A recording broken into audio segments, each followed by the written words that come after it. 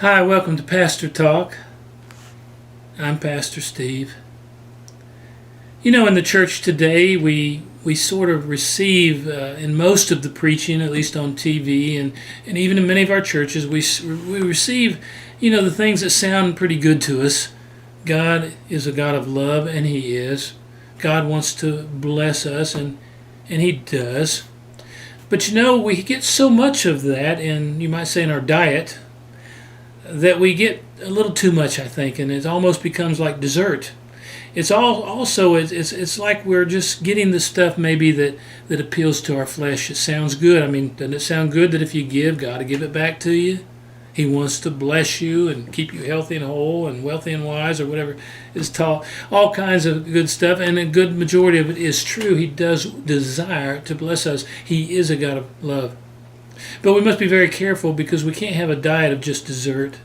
We need to have good, healthy food as well as we take of and partake of the spiritual food of God.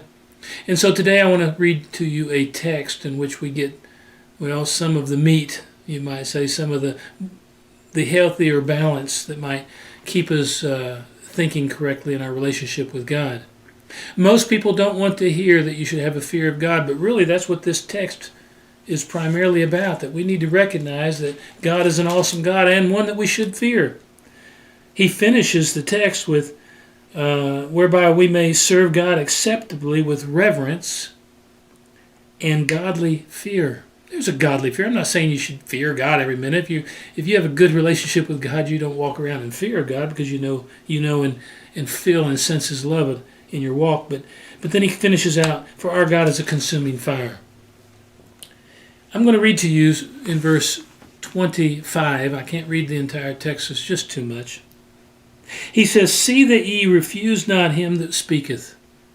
Now this is really a warning. We could easily miss that, but the text is all geared toward a warning that we revere God and we recognize that He is God and that He's a judge of the whole earth. And the whole text is built around that He's an awesome, mighty God. In fact, it had just spoken to us here. He had just spoken about the event at Mount Sinai.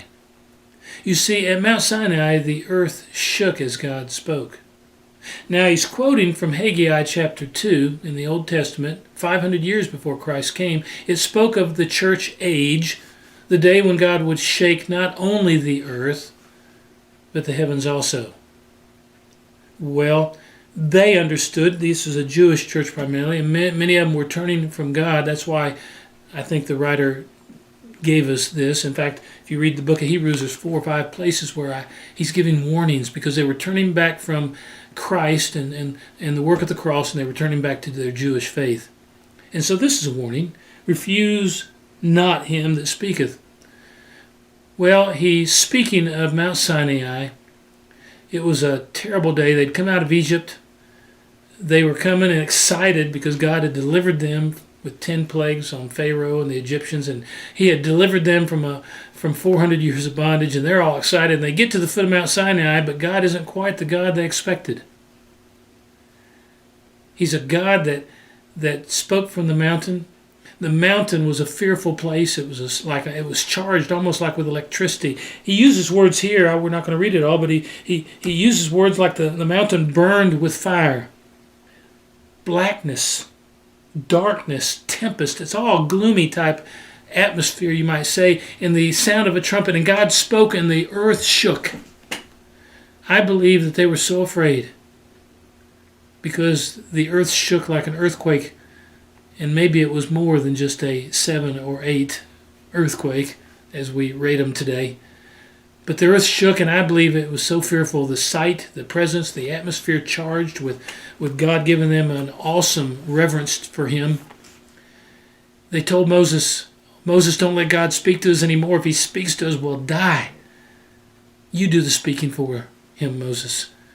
We cannot endure His speaking. And that's what it speaks of here in chapter 12 of Hebrews.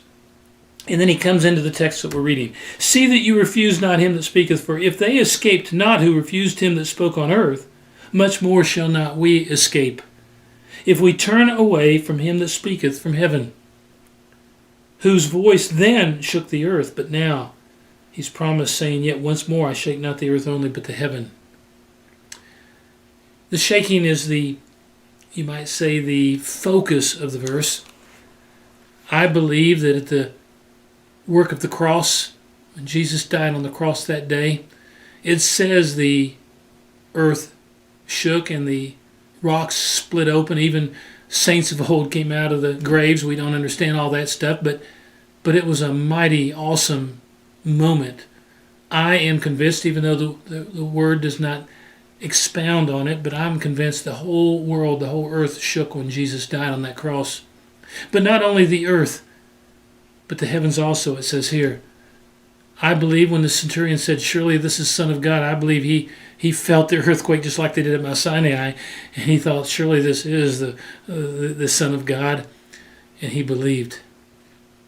And so we should have a reverent fear of God. I want us to understand that, but I also want you to understand God does love you. In the new covenant, when he says, I will shake the heavens also, God is shaking our lives. That's really what it means. The spiritual things that God wants to touch us with are, he touches the physical, but he does it through the spirit realm. He speaks to your heart about worldliness. He speaks to your heart about sin. He speaks to your heart about rebellion. He speaks to your heart and your circumstances. And so I just want to say to you today, is he shaking your world? Because he has come to shake the earth, our worlds from the heavens, because God desires for us to reverence him. He desires us to have those things in our lives that don't belong shaken out. He kind of speaks to that here. The things that can be shaken, he's removing. That those things that can't be shaken, our faith in Jesus Christ won't be shaken, that they'll remain. Is he shaking your life today? Well, maybe God's trying to speak to you. Are your circumstances out of control? Are things at a place to where you just don't know what you're going to do? Is there a sickness or disease where, oh God, what am I going to do? Are you at a place with no peace, no joy, no hope, and you wonder, oh God, where are you? Well, it could be he's just shaking your world that you might look up to him. I want you to know God does love you. He is a mighty, awesome God. Jesus says, come unto me, all you that labor and are heavy laden, and I'll give you rest. If your world is being shaken, I want you to know God wants to show you mercy. God desires to bless you. He does desire to show you his love. If you don't turn from maybe the things he's trying to shake, then he can also be a God that judges. He is a God that will shake you up. He is a God that will, one day you will stand before in judgment. Well, I know this was not one of the fun messages, but we need a good diet, don't we? We can't just have dessert. Well, this is Pastor Talk for you, and I'm Pastor Steve, and may God bless you.